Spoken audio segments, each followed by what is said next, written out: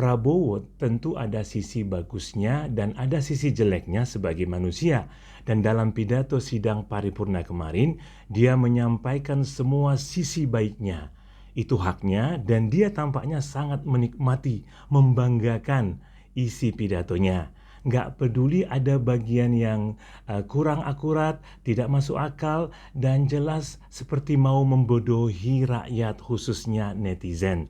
Nah, ini sialnya. Model dukung-mendukung di Indonesia penuh anomali. Pendukung Prabowo Gibran tidak merasa bersalah dan tidak bertanggung jawab atas apapun semua tingkah laku, ucapan, dan perbuatan Prabowo Gibran yang jelas keliru. Bagi mereka, Prabowo Gibran selamanya benar. Tanggung jawab dan ikhtiar untuk mengingatkan, mengkritik, mengkoreksi malah ada di pundak rakyat yang tidak memilih, tidak mencoblos Prabowo Gibran. Oke, muncul sanggahan. 1.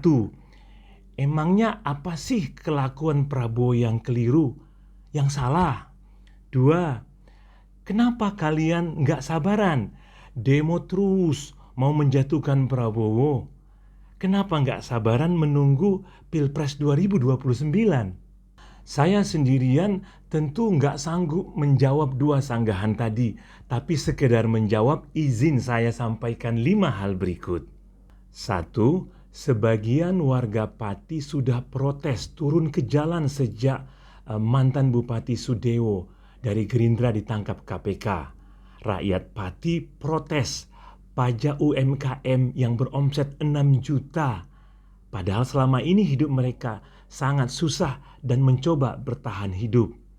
2. Sebagian rakyat di NTT protes karena tunggakan pajak kendaraan bermotor mereka diuber-uber petugas sampai ke SPBU. Naasnya, bencana alam gempa bumi baru saja terjadi dan semakin menyedihkanlah hidup mereka.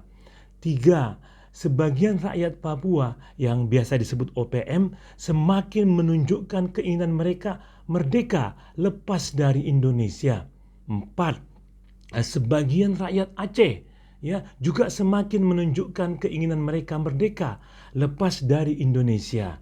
Dan 5, bukan rakyat tapi KDM, Gubernur Jabar. KDM sudah bersuara agar para pemimpin negeri ini merubah sikap karena bisa suatu saat amarah rakyat meledak dan Indonesia jadi chaos seperti Nepal.